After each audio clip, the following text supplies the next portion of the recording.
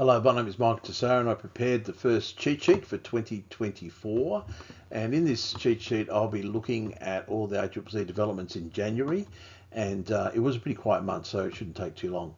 And I'm just amazed at just how many GIFs there are involving Simpsons and the word cheat. So I was looking through the GIF catalogue, and I think I've got plenty of more GIFs that I can use for these presentations going forward. There's just an endless supply. A bit of background about myself. I'm a competition and consumer lawyer, and I've been running my own practice, Tessaro Legal Consulting, for the last 17 years, and I help companies and businesses with ACCC matters. And I also do expert consultancy work for a number of legal publishers on competition and consumer law. Prior to that, I worked at the ACCC for 15 years in a variety of roles, including as Director Enforcement and Director in the Mergers and Asset Sales branch. Now, the outline's a bit shorter than usual. Courts, enforcement action, scams. I've included a new category, advice, where the ACCC provided some advice, inquiries and consultations, and a legislative change. Now, there's no court action in January. There were no cases handed down. I was expecting maybe one penalty decision, but it didn't materialise, so that'll probably come out in February. Also, there's only one enforcement action in January, and it involved Dreamscape Network International, which people probably haven't heard of, but it actually is a company that owns and operates Crazy Domains, which is quite well known. And the ACCC alleged that they'd engaged in two different bits of conduct that raised three alleged contraventions of the Australian consumer law. The first related to the offering of two free products to consumers, and the second related to the benefits of this domain privacy product. In relation to the first alleged contravention, it was the two products that were being offered was a 3-month website builder and an additional domain name registration. And they're represented as being free, so they're automatically added to the customer's shopping cart as a free item. And they also said that they were a 3-month free gift or 1-year free gift. But what was not disclosed to consumers is that there was an auto-renewal function, which meant that consumers were going to be charged some fees for these two so-called free products at the end of the free period. So that seemed pretty misleading conduct. The second related to this domain privacy product, which was represented to clients as having a number of benefits, including, I guess, preventing you from being hijacked, but also hiding your personal information. Somehow there must have been some sort of glitch, because when people selected the product, they actually got a different product than the domain privacy product, and it didn't do what the domain privacy product was represented to do. Specifically, it did not hide the contact names or email addresses of the consumer from the public domain, so it didn't do what's represented. So the ACCC resolved this by issuing 3 infringement notices to Crazy Domains, total value of $56,340. There's another example of the ACCC resolving these cases in a quick, efficient way through the issuing of infringement notices rather than engaging in a long-term court action. There were 2 media releases about scams issued in January.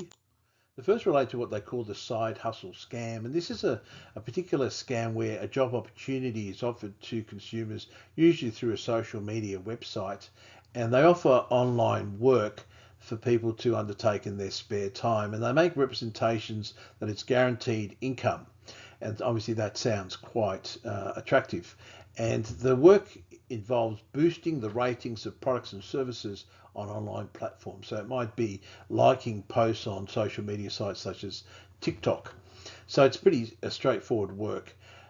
And what tends to occur, the person responds through social media, expressing an interest in the work, and then they're contacted by the scammer through usually WhatsApp, so an encrypted message system, which makes it very hard to trace those particular communications. And then when the scammer contacts a victim, they pressure them or seek to pressure them to make an initial investment in this job opportunity to part with their money in order to get access to the job opportunity. So as you can see there, they're pressured to make an initial investment as well as ongoing payments in order to level up and receive a higher income, which they never receive. The ACCC has warned how to spot this particular scam. Obviously, they come through social media, so that's the first thing to note, and they often offer very good rates of pay, guaranteed income for doing fairly simple work. So any offer that offers guaranteed income is something you've got to be very suspicious about, particularly very simple work. I guess the old expression that if it sounds too good to be true, it probably is. They also make mention of things such as you can do it on from home, flexible hours. It may be described as a side hustle. You will, after you've expressed initial interest, get a message through an encrypted messaging app such as WhatsApp, so be suspicious of that. And then they'll represent to you that you need to make initial investment. You have to park some of your own money. So at that stage, you can be pretty certain it's a scam. That doesn't sound like a job opportunity. Also, the requirements to sign up are very low, so no experience required. Training will be provided, and there won't be much paperwork, which doesn't sound consistent with the job opportunity. Another thing to realise, you might be redirected to a particular website which looks quite credible, and it might relate to a well-known brand. But I guess scammers are very good nowadays at creating very credible websites. So even though the website might look credible, that doesn't really overcome the other warning signals that you would have seen up to that stage. The second scam related to the Taylor Swift tour, which is happening, I think, shortly, the Eras tour. And what it involves is scammers hacking into people's social media accounts, Facebook accounts and such, and then sending emails to the friends of the person whose account they've hacked, offering Taylor Swift tickets. And I guess I'm assuming here that the scammers haven't just randomly selected people's social media accounts. They've probably done a bit of a search to find people who've expressed some interest in Taylor Swift. Maybe they're part of her fan club or something. So they're targeting particular people who are very keen to go to a concert. And ACCC has received 273 reports of people actually buying these fictitious tickets for the Eras tour. So that's a fair number of people. And as you see, the amount lost so far is $135,000. So the ACCC had to get this warning out very quickly because it was probably gaining a bit of momentum. And as you can see, most of the money was lost in New South Wales and Victoria, where she's performing. And they tell you how to identify the scam. Effectively, you're contacted through your social media site by a friend who says that they had a ticket to the Eras tour and that they can't go anymore, and so they're willing to sell it to you at cost. So that sounds very attractive price, I guess, if you're a Taylor Swift fan. And so there's a certain urgency created that you've got to move fast. You know, I've sent this message to a number of people. The first one who says they want the ticket will get it. So you're tempted and encouraged to pay for the ticket straight away. They might also hit you with some extra fees. They might say, well, if you want to buy a ticket, you've got to pay me at cost, but also you have to pay me some extra amount to transfer the ticket into your name. Again, it's just a scammer trying to make more money out of you. As you said, as I said, they're trying to rush you to make the purchase so that they can get your money right away. And as you can imagine, you're left without a ticket and out of pocket. So that's a scam to, if you're a Taylor Swift fan, to watch out for. Then they issued this this media release, which provided advice about consumer guarantees. It was titled "Broken but Out of Warranty. Your consumer guarantee rights may still apply." And I think this reflects a concern of the ACCC that there's so many consumer guarantee complaints coming in, even though the law's been in for years and years and years. So here they're encouraging consumers, firstly, to take advantage of these rights, but secondly, to be aware of what those rights are.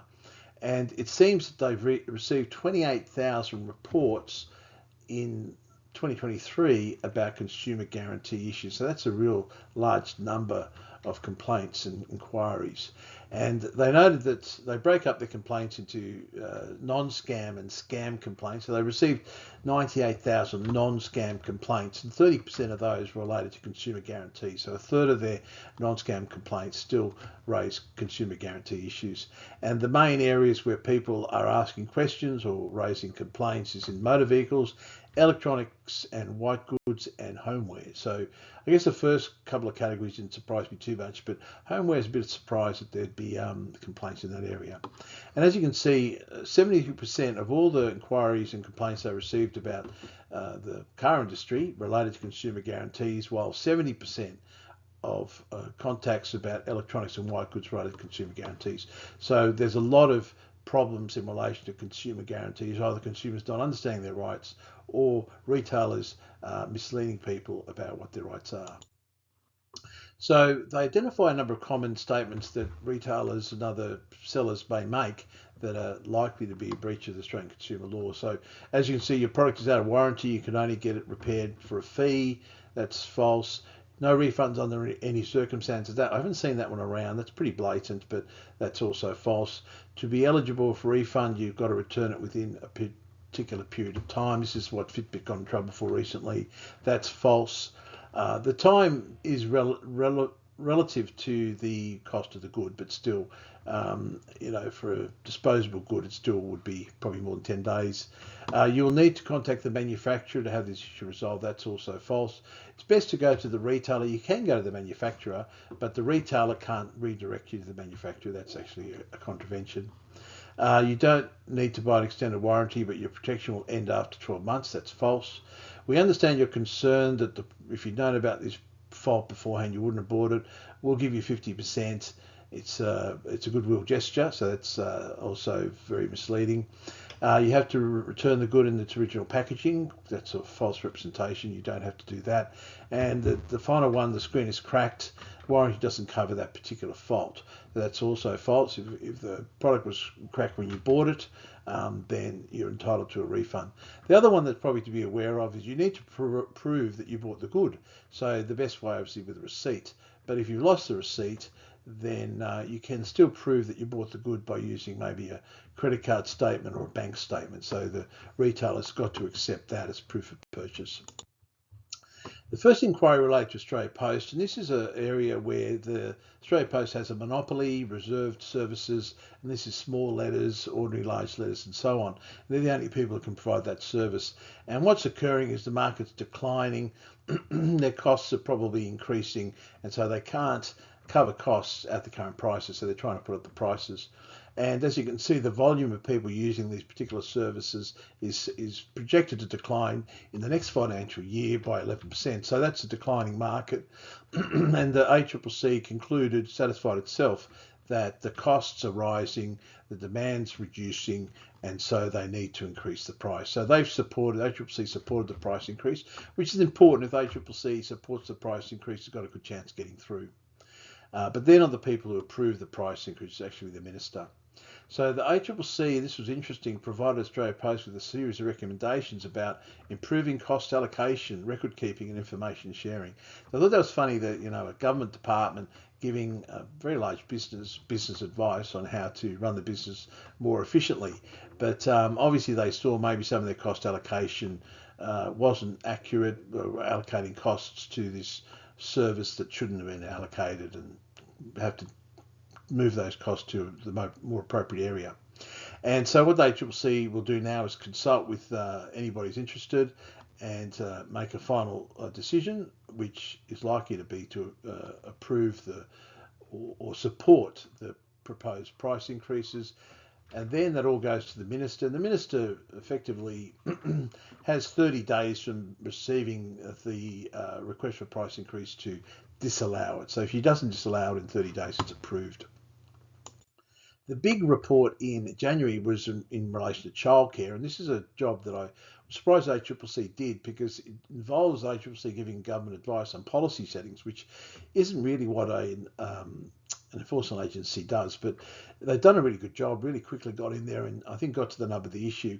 They have concluded that the current regulatory settings are not delivering on the policy objectives that the government's trying to achieve in relation to accessibility and affordability. So the policy is all wrong. And they noted that in the past, the government's put money into the pockets of parents to try and meet the fees that are charged at childcare centres, and these had a positive impact on improving affordability.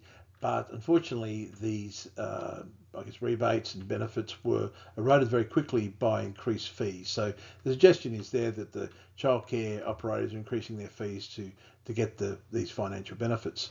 And the ACCC was concerned that the way the policies are currently framed is going to leave particular households without adequate, affordable or accessible childcare options.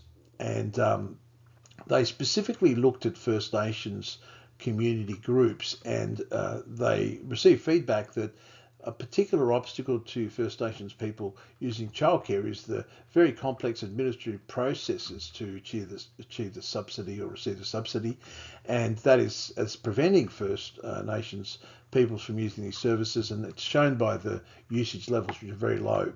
And I totally understand that. I remember when I used to put my kids in the childcare room, the forms are very, very complicated. I struggled to get through them, so I can understand that they're probably still very complicated.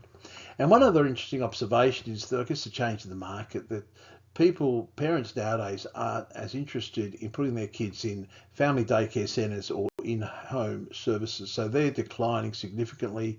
Since 2018, there's been a significant decline. So it makes sense for the government not to keep putting money into those areas, because parents don't prefer those areas for childcare. Now, ACCC made some recommendations to the government. The first is an interesting market stewardship role. So I guess some agency would be established to monitor local markets and decide the best way to achieve affordability and accessibility in that market.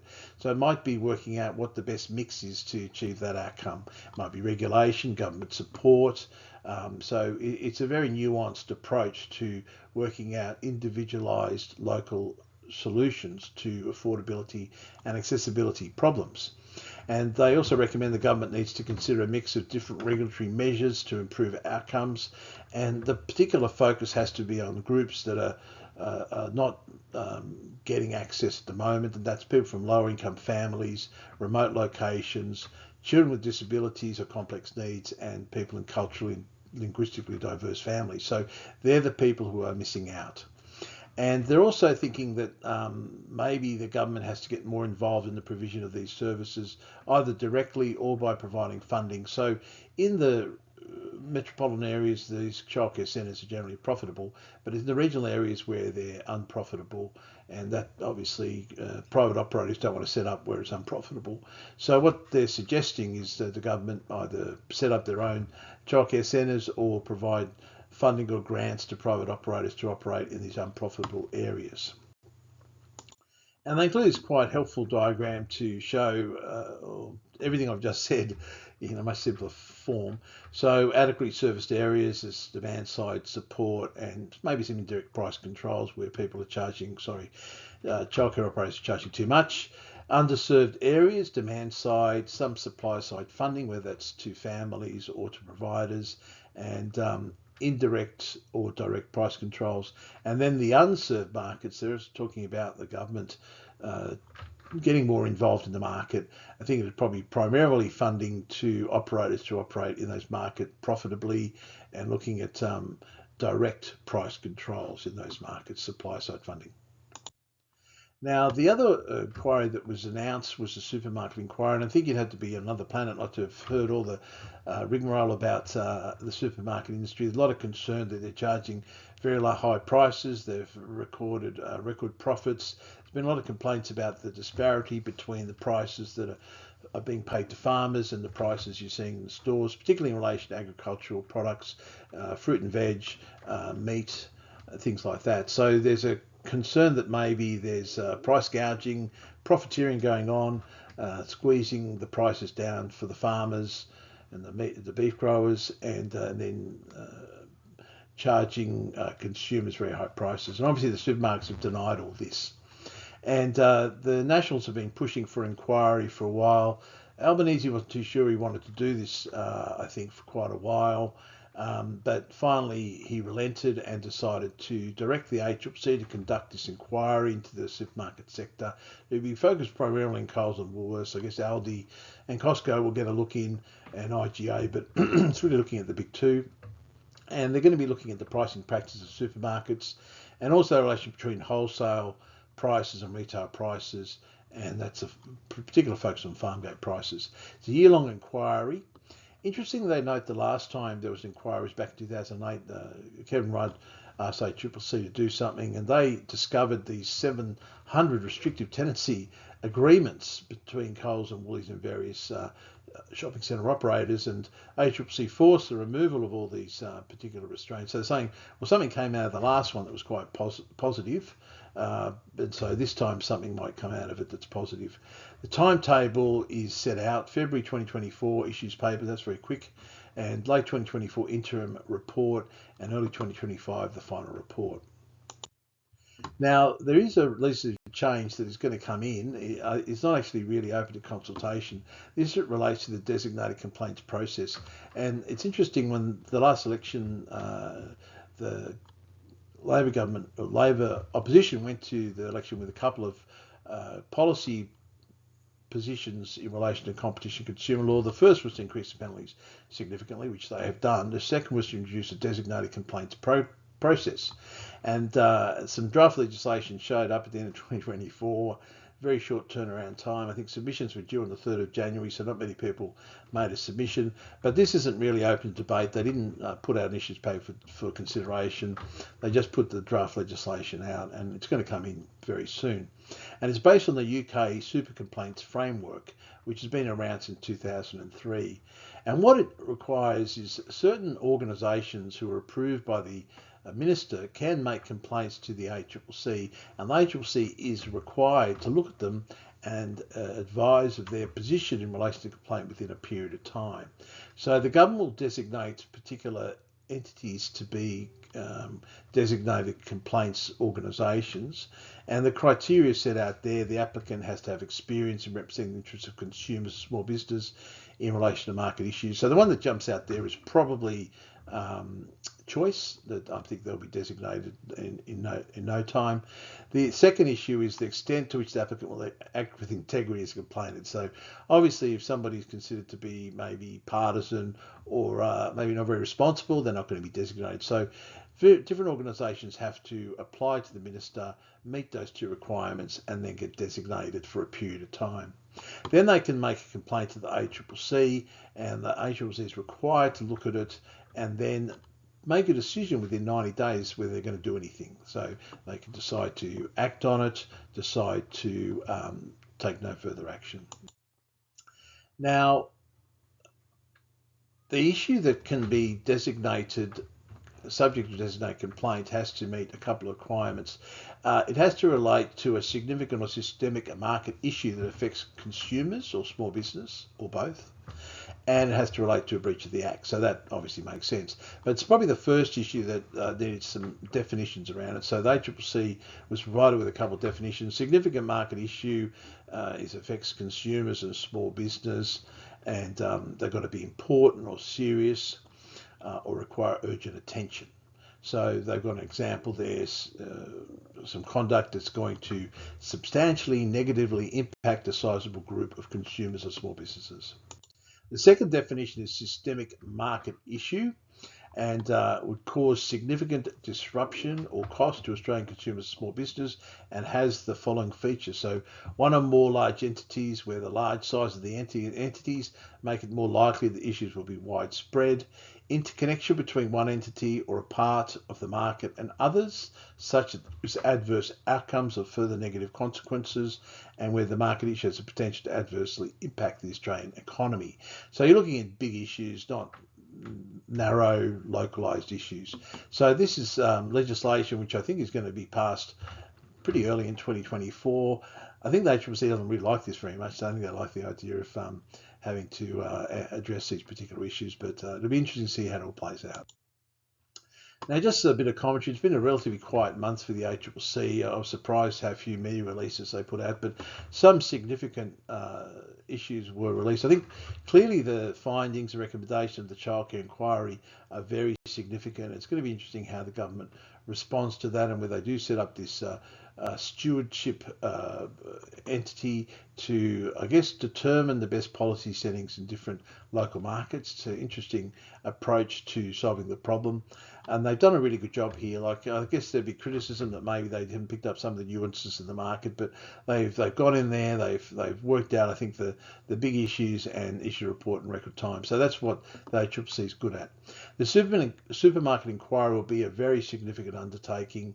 There'll be a lot of work for the ACCC looking at various things. They might uncover some conduct like was uncovered in 2008, which needs to be prevented from occurring, maybe some exclusive dealing or some other types of arrangements. I thought there might be some activity in relation to the way the retailers might copy the products and brands of some of their suppliers. That could be an issue. But the big question is whether they can actually do anything in relation to price gouging. And that's going to be a difficult thing because there's nothing against the law at the moment with price gouging. If a company has market power, they can charge what they like.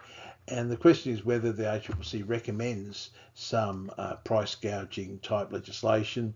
There is some precedent overseas. I know there's excessive pricing legislation in the UK, which has been used to prevent excessive pricing of various life-saving pharmaceutical products. I think in Greece they've talked about actually capping prices in the supermarket sector to ease cost of living pressures. So the question is whether ACCC says, hey, we need some power to actually restrict how high prices can go.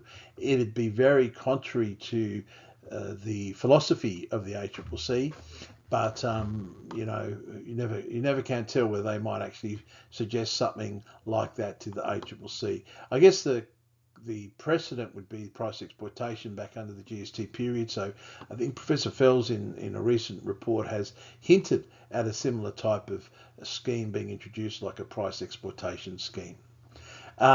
It's frustrating consumer guarantees. This law's been around for a long time, and some groups just don't seem to get it. The ones who are really frustrating are car retailers. Like, they've got to realise that the consumer good is anything used for domestic, personal, household use, and anything under $100,000. So their cars generally are consumer goods, and consumer guarantees apply, and you just got to give people refunds. If they buy a lemon, give them a refund. And this has to be addressed. It's just getting so frustrating. I guess we'll see with the big penalties in the Mazda case, that might finally get the message across to car retailers. And the designated complaint system is going to be in much sooner than people expected. The government, as I said, released the draft legislation in December and wanted comments very quickly, and the closing date for comments was the 3rd of January 2024, and I sought an extension of time to put a submission, but it wasn't granted. So obviously the ACCC will be subject to this new power much sooner than expected.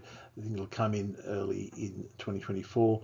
I think the interesting thing here is who's going to apply to be a designated complaint body, who's going to be approved to be a designated complaint body, and what type of designated complaints are going to be made to the ACCC. So all these things are going to become clearer in the next few months. So that's all I had. Hopefully that's been helpful. I think it probably went a bit longer than I expected, given how little was done in terms of media releases, but there were some substantive issues, some important issues. So if you've got any questions about this particular presentation, feel free to give me a call or send me an email. Bye-bye.